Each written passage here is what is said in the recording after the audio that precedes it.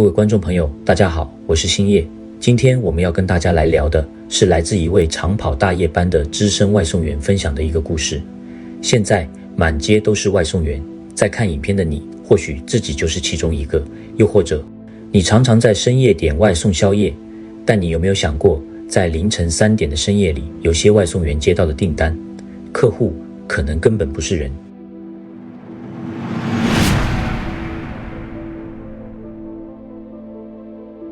在外送圈里一直秘密流传着一个禁忌，半夜如果接到某种特定规格点了特殊餐点的单，千万不要接，因为只要你按下确认，你就再也骑不出那个漆黑的凌晨3点。今天要来分享一个大夜班外送员都不敢提起的诡异经历，这是一个最纯粹发生在都市边缘的惊悚传说。你准备好了吗？故事要从一个下着暴雨的深夜说起。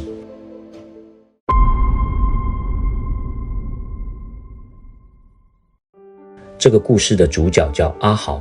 他是一名在北部跑大夜班的资深外送员。大夜班的油水虽然多，但也常常遇到各种稀奇古怪的事。不过对阿豪来说，只要是能赚钱，他从来不信邪。直到去年冬天的某个凌晨3点，外面正下着倾盆暴雨，那种雨势大到连雨衣都快挡不住，视线一片模糊。阿豪当时正骑着机车在城市的边缘打转，因为雨实在太大，他正打算找个有遮雨棚的地方停靠，准备把外送系统给关掉收班。没想到就在他刚停好车，手指还来不及碰到荧幕的下线按钮时，手机突然发出一声非常刺耳，他从来没听过的派单提示音。接着系统在完全没有经过他同意的情况下，竟然自动帮他接单了。阿豪愣了一下，因为在正常的状况下，外送员都有权利选择要不要接单，系统绝对不可能强迫自动确认。他点开订单详情一看，更诡异的事情来了，这张单的餐点数量多得吓人，点了整整10碗麻油鸡汤和10份白饭，金额高达3000多元台币。而来源店家是一家位于闹区早就打烊的连锁麻油鸡店。阿豪心里直发毛，他依稀记得这家店半夜1点就关门了，系统怎么可能还能点餐？但他仔细一看，送达地址竟然是市郊一个刚刚开发，周围全是一片荒凉的全新重划区。系统备注栏上写着一行字，请沿着重划区的主干道一直开，送到尽头那台熄火的白色箱型车旁。不用打电话，把餐点放进箱型车打开的后车厢里，小费2000元现金已经放在后车厢的夹层，千万不要按喇叭，也不要迟到。阿豪看着那2000元的小费，虽然心里有一股强烈的违和感，但想着大雨天可能是有人在重划区偷开 party 或工人在加班，他咬了咬牙，决定还是出发。但他当时根本不知道，这个世界上有些店不是开给活人吃的，而有些订单是一张按下就无法回头的鬼差催命符。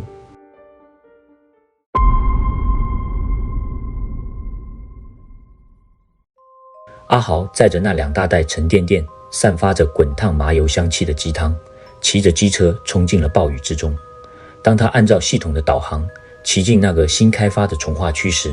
周围的街景瞬间变得非常不对劲。这里连一盏路灯都没有，两旁全都是用绿色铁皮围起来的荒废工地，以及长得比人还高的杂草丛。雨水疯狂地砸在安全帽的镜片上，机车的大灯在黑夜与暴雨中只能勉强照亮前方2公尺的路面，四周却安静得可怕。除了暴雨打到地面的声音外，整片重划区就像是一座死城。阿豪下意识地放慢车速，心里开始后悔接了这张单。就在这时，挂在机车龙头上的手机突然开始疯狂震动。阿豪低头一看，原本绿色的导航路线竟然瞬间变成了刺眼的血红色，那个代表他位置的蓝色下游标开始在原地像是失去方向一样疯狂打转。更恐怖的是，外送系统的语音导航突然发出了严重的干扰杂音，原本熟悉的导航女声变得极度缓慢低沉，听起来就像是一个快要断气的老太婆在耳边呢喃：前方3公尺，请准备抓交替，请准备抓交替。阿豪吓得全身一抖，差点把机车骑进路边的排水沟里。他立刻刹车停在路边，想要手动把 APP 关掉，却发现整个手机荧幕像是被锁定一样，无论他怎么滑动都没有反应。而且右上角的电信讯号竟然在这一刻变成了完全没有讯号的状态。在毫无讯号的荒地里，手机荧幕却突然剧烈闪烁，外送 APP 的对话框竟然自动弹了出来，上面跳出一行白底黑字的客户讯息：你已经到了，我从后照镜看到你的车灯了，把餐点拿过来吧，我们等很久了。阿豪猛然抬起头，顺着机车车灯惨白的光束往前看去，在道路的尽头暴雨之中，果然静静地停着一台破旧满是泥泞的报废白色箱型车，而那台车的后车厢尾门正缓缓地朝着夜空自行打开。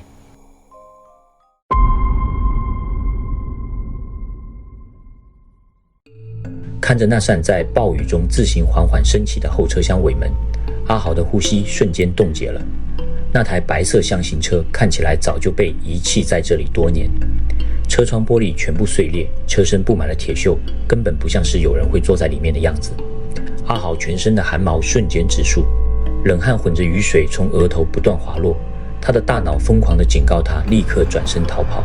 但他的双腿此刻却像是被水泥灌满了一样，沉重的完全无法动弹。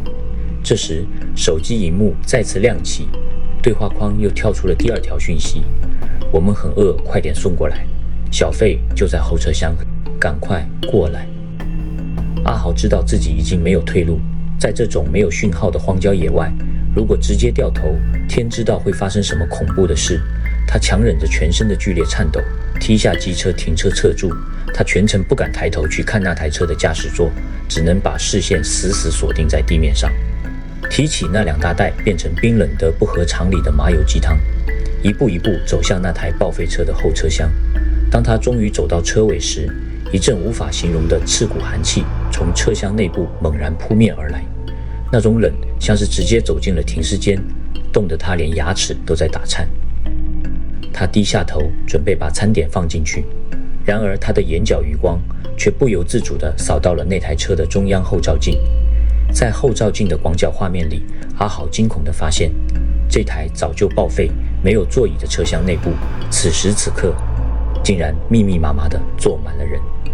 那些人影全部穿着浸满泥沙的破烂衣服，脸部呈现一种死寂的青灰色。在阿豪透过镜子看向他们的瞬间，车厢里所有诡异的人影子竟然同时将头部扭转了过来，无数双没有眼白的黑色眼眶穿过镜子，死死地盯在阿豪的身上。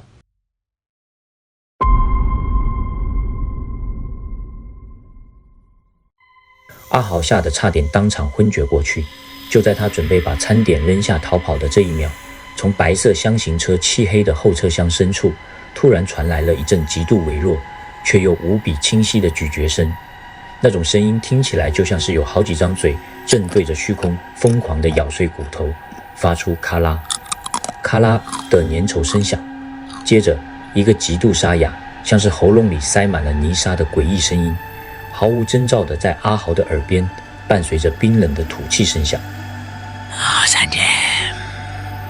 不够吃啊，要把你留下来吗？阿豪的理智在这一瞬间彻底断线，他发出一声变调的凄厉惨叫，连手上的餐点都顾不得放下，直接整袋砸进后车厢，转过身用尽全身的力气往机车狂奔。就在他转身的刹那，那台报废的白色箱型车所有车门竟然同时砰的一声疯狂打开，无数个惨青色的人身影从破烂的车里爬了出来，像丧尸般的在泥泞的地面上爆发出野兽般的奔跑速度，一边发出令人毛骨悚然的嘶吼声，一边疯狂地朝着阿豪的背影扑了过来。阿豪连滚带爬地扑向机车，连安全帽的扣环被扯断了都顾不上，直接跨上坐垫，将油门吹到最底。机车的引擎发出撕裂般的绝望悲鸣，后轮在重化区的泥泞中剧烈空转，甩出大片黑色的泥浆，终于在那些惨白的手指即将抓到他后座外送箱的前一秒，机车如同离弦之箭般狂飙了出去。阿豪一路上疯狂地按着喇叭，大雨无情地砸在他的脸上，他连头都不敢回，嘴里发疯似的念着所有知道的神明法号。山路两旁的围篱在黑夜中疯狂倒退，背后那种尖锐的哭喊声与丧尸追赶的声音，直到他冲出从化区，看见市区第一盏明亮的路灯时，才终于慢慢消失。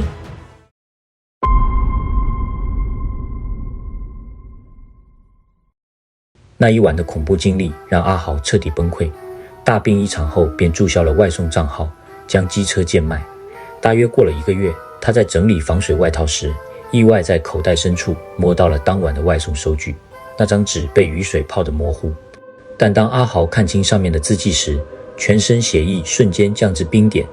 明细上的餐点名称不知何时变成了10碗生人血汤、10份腐肉饭，而底下的客户姓名则歪歪斜斜的写着3个鲜红大字：招魂信。无法遏制恐惧的阿豪私下拜托还在跑单的同行帮忙调查这家麻油鸡店在系统后台的历史异常。同行查完后，语气极度颤抖地告诉他，系统底层确实锁着一个骇人听闻的秘密。原来在整整15年前的某个暴雨深夜，这片从化区还是一片荒地。当时有10几名刚下夜班的工地工人，因为天气太冷，集体向这家麻油鸡店点了10份鸡汤当宵夜。然而餐点还没送出，工人们搭乘的接驳车就在暴雨中失控翻覆，整台车栽进泥潭起火，10个人在凌晨3点全被那场无情的大火活活吞噬，成了永远留在车厢里的焦黑灵魂。而这笔单在当年成了系统里永远无法送达的幽灵悬案。同行声音发抖地说，后台记录显示，这15年来，每年到了车祸那一天的凌晨3点，系统就会自行启动，把这张死亡订单强迫派给附近的外送员。阿豪听完手脚冰冷，此时他突然注意到那张收据背面竟然粘着一张他从未拿取，却莫名其妙出现在他外套口袋里的泛黄纸张。在阳光下看过去，那根本不是新台币，而是一张边缘带着火烧焦痕的冥纸。那一刻他终于明白了，那一晚他送的不是普通的宵夜，而是那10个等了15年始终没有超生的怨魂强行塞给他的招魂帖。如果你喜欢今天的故事，也对深夜大夜班送餐的各种禁忌与亲身经历有自己的观察及想法，又或者你认为那些深夜突然跳出来的诡异自动派单，真的可能是来自另一个世界的幽灵订单吗？欢迎在下方留言分享你的观点与亲身经历，我们很期待听到你的故事。最后别忘了订阅我们的频道，并开启小铃铛，才不会错过我们为您揭露更多不为人知的都市传说与民间怪谈。我是星夜，我们下期再见。